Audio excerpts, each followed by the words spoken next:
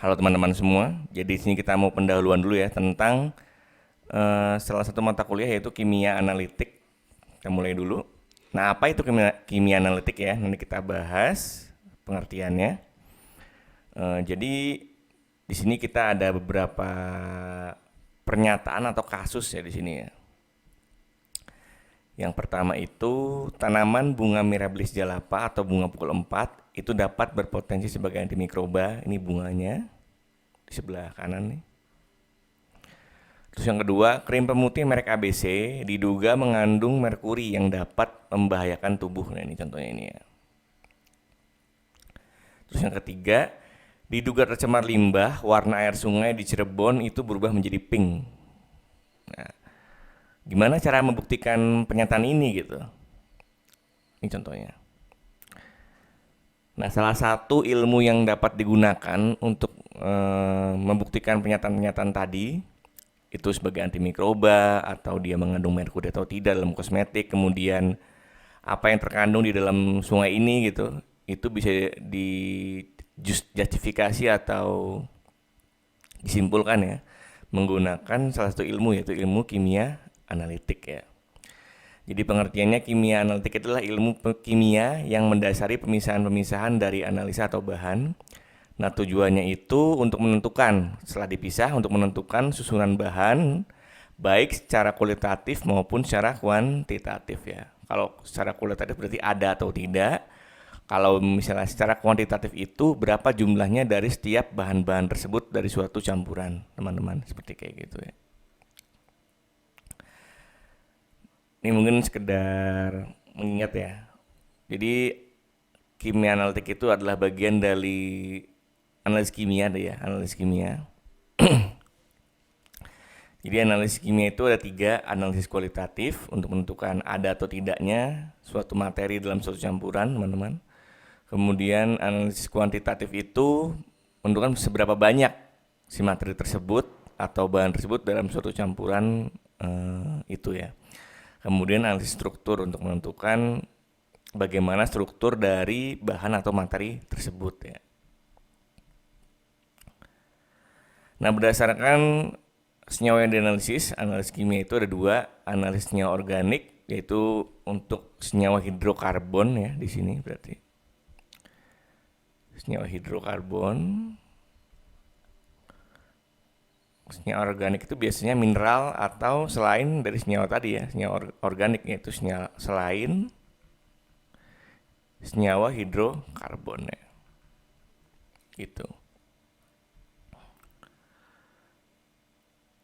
Nah, tadi sudah kita ini ya, gimana cara membuktikannya. Jadi tanaman bunga Mirabilis jalapa ini dapat berpotensi sebagai antimikroba. Gimana cara membuktikan pernyataan tersebut? Ini contoh ya, contoh teman-teman. Jadi ada 2 caranya, bisa dengan menggunakan uji fitokimia untuk melihat apa saja kandungan golongan ya, golongan terutama golongan sih. Golongan dari tanaman tersebut, itu misalnya ada saponin, flavonoid, fenolik, tanin dan lain-lain. Kemudian yang kedua, untuk uji antimikrobanya itu dengan metode difusi perforasi ataupun zona hambat ya, gitu teman-teman. Kalian ekstrak kental, nanti kalian uji terhadap bakteri apa misalnya dan dilihat zona hambatnya. Terus tadi krim pemutih merek ABC diduga mengandung merkuri yang dapat membahayakan tubuh. Nah, bagaimana cara membuktikannya? Nah, ini ada beberapa cara. Yang pertama dengan kalau misalnya kualitatif itu kalian bisa menambahkan reaksi Ki atau kalium iodida di sini. Ki itu kalium iodida ya. Kalium iodida. Nah, apabila hasilnya itu merah oranye atau merah jingga, itu berarti kemungkinan si krim pemutih ini mengandung merkuri, teman-teman. Namun itu bisa dijustifikasi lagi atau dilanjutkan dengan pemeriksaan kuantitatif dengan menggunakan di sini namanya spektrofotometer serapan atom ataupun AS, karena AS ini bisa membaca kandungan logam dari suatu bahan ya, gitu. Sebenarnya ada yang lain sih, bisa ICP, teman-teman juga bisa pakai gitu. Cuma yang paling umum adalah menggunakan AS. Nah, terus pernyataan terakhir, diduga tercemar limbah, warna air sungai di Cirebon berubah menjadi pink. Nah, ini biasanya di sini nggak cuma ini ya, nggak harus logam sih. Sebenarnya ini bisa ada zat warna ataupun yang lain ya teman-teman ya. Nah, cuman yang pertama, kalian bisa analisa kualitatif lihat dari warna zat air sungainya. Artinya kan kalau menjadi pink kan tidak normal ya, atau tidak biasa gitu. Nah, kemungkinan berarti di situ ada cemarannya di sungai tersebut. Terus yang kedua, kalian bisa melakukan analisis kuantitatif untuk logamnya, terutama logam yang membentuk kompleks ya berarti ya di sini ya. Itu menggunakan AS ataupun dengan menggunakan spektrum maupun HPLC gitu. Nah, ini sekedar mengingat untuk analisis kimia atau kimia analitik berdasarkan analisisnya itu dibagi dua.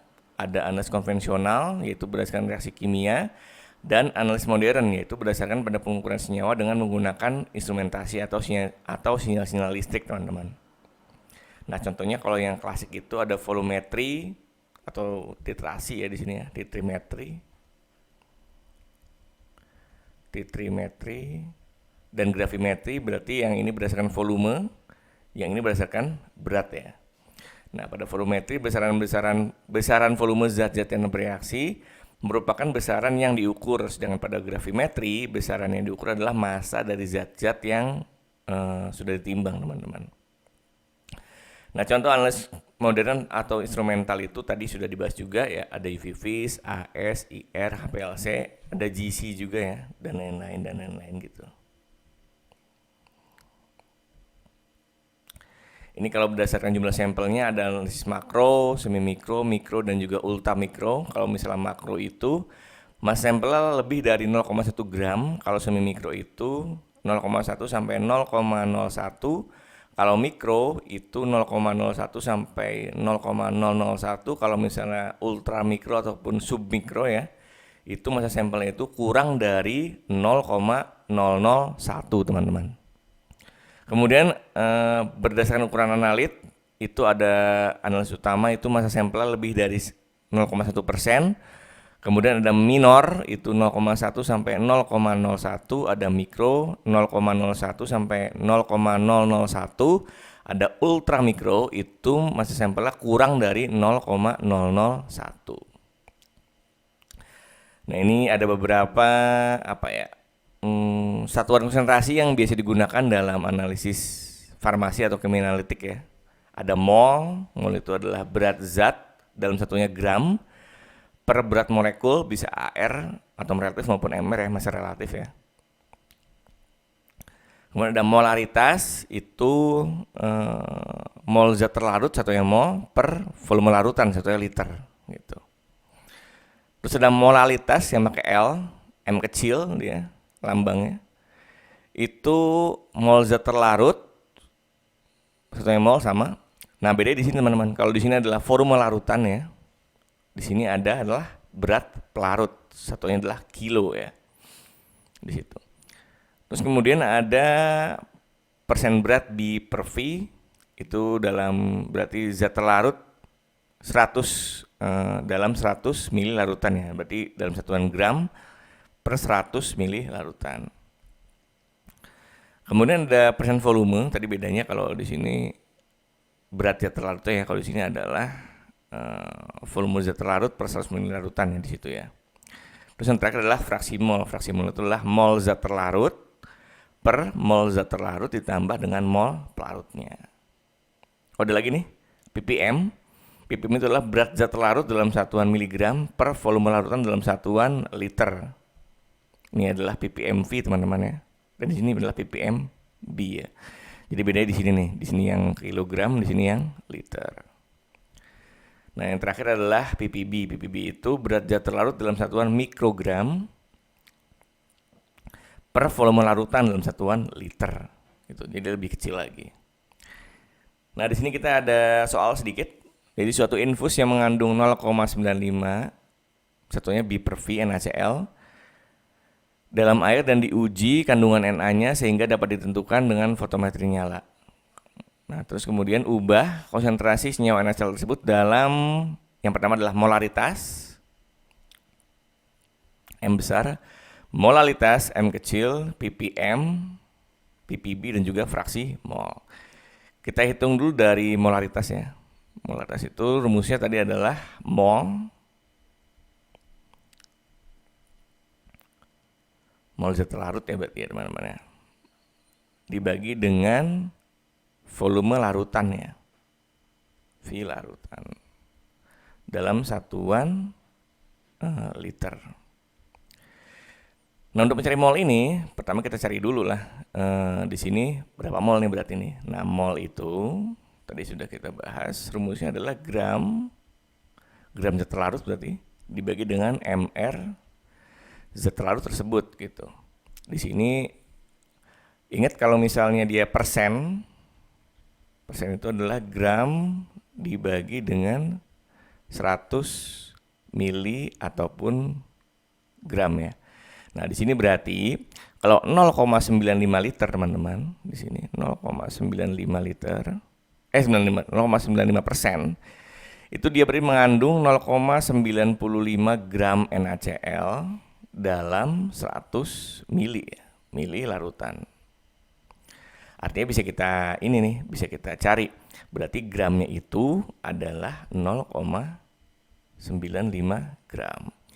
Dibagi dengan mRNaCl. mRNaCl itu tadi berapa mR nih? mRNaCl.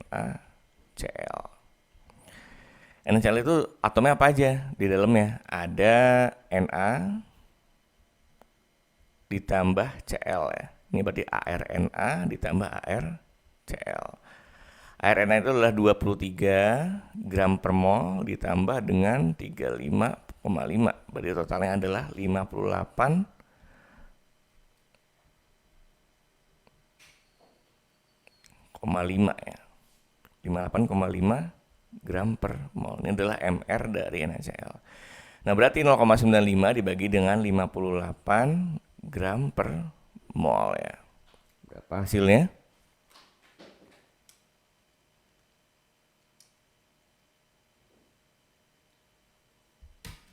Hasilnya adalah 0,016 ya teman-teman ya. 16 mol. Nah, berarti molaritas dari larutan ini adalah molnya berapa tadi? Ini kan mol per liter ya. Molnya tadi adalah 0,016 mol dibagi dengan di sini berarti dia dalam 100 mili larutan. Nah, 100 mili larutan itu 100 mili itu berapa liter teman-teman berarti? Sama dengan 0,1 liter ya. Berarti dibagi sama 0,1 liter. Hasilnya adalah 0,16 molar ya, gitu. Kemudian yang kedua, kita lihat dari molalitasnya. Molalitas itu adalah mol dibagi sama kilogram pelarut. Ya. Nah, di sini kita tahu ya bahwa BJ larutan adalah 1 teman-teman ya. Di sini 1. Jadi tidak perlu kita ubah pun nanti hasilnya sama saja gitu. Berarti dia pelarutnya itu kalau dalam kilogram itu larutannya itu kalau dalam kilogram itu berarti sama dengan 100 gram ya. Pertama kita cari dulu kilogram larutannya ya. Kilogram larutan itu adalah 100 mili ya dikali 1 gram per mili, hasilnya adalah 100 gram. Ini adalah atau sama dengan 0,1 kilogram ya. Ini adalah kilogram larutan. Oke. Terus di sini adalah yang mau kita cari adalah kilogram pelarut. Berarti kilogram pelarut itu sama dengan kilogram larutan dikurangi dengan kilogram zat terlarut ya. Nah, berarti 0,1 kilo dikurang dengan di sini kan 0,95 ya. 0,95 gram dibagi 1000 teman-teman. Ya. 0,1 dikurang 0,95 dibagi 1000. Nah, itu kita dapat hasilnya adalah 0, kita tulis saya semua ya. Takutnya nanti kalau misalnya nggak kita tulis semua, nanti hasilnya bisa beda. 9905 kilo ya berarti ya. Nah, berarti molnya kan sama nih. Berarti 0,016 mol dibagi 0,09905. Hasilnya adalah 0,1615 M kecil ya teman-teman ya. Nah, ini udah selesai nih. Kita dapat nilai molar berapa? Ini molar. Ini molaritas, ini adalah molalitas ya. Oke, sekarang kita lanjut yang ini nih, ppb ya. Bentar. Saya hapus dulu sebentar di sini.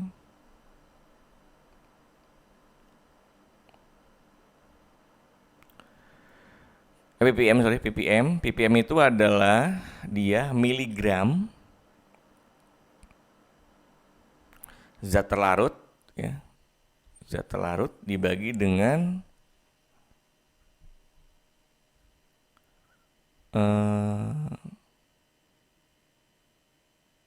kilogram ya, juga lupa gitu.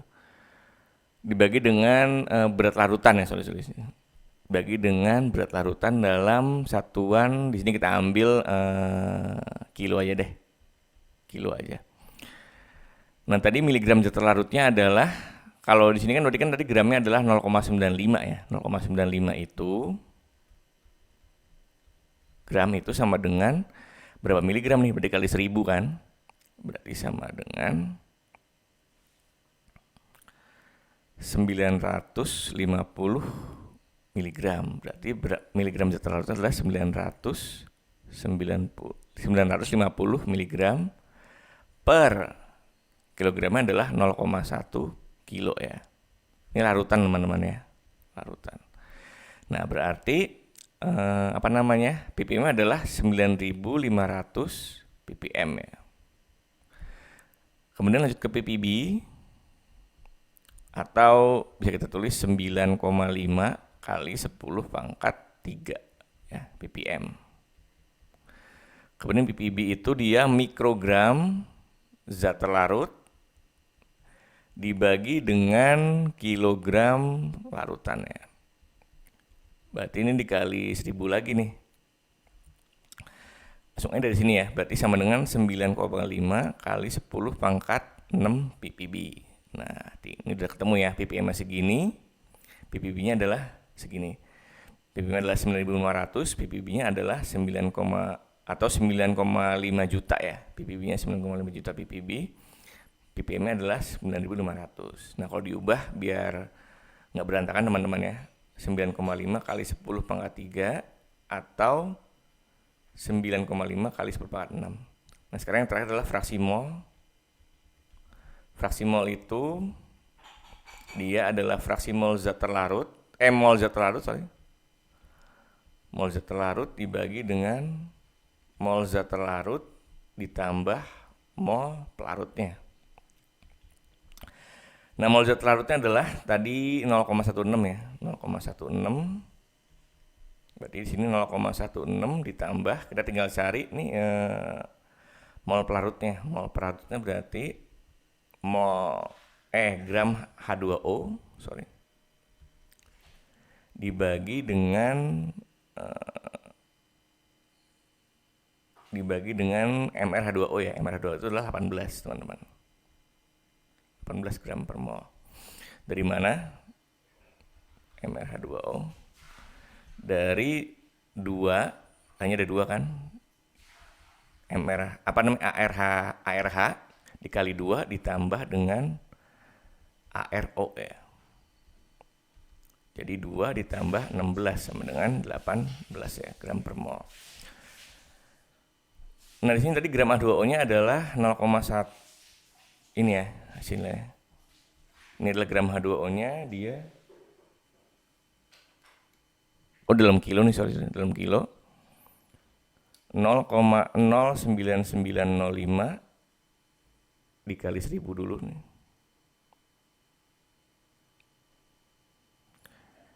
Hasilnya adalah 99,05 dibagi 18 ya. 5,50 hasilnya. 5,50. Nah, tinggal kita hitung tuh.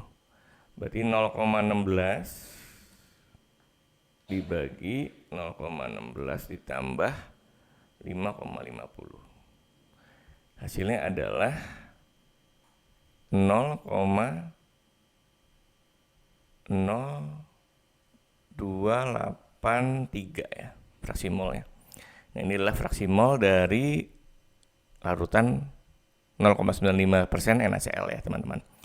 Jadi sudah kita dapat semua. Pertama kita molar segini 0,16, kemudian M kecil atau molalitas itu 0,1615.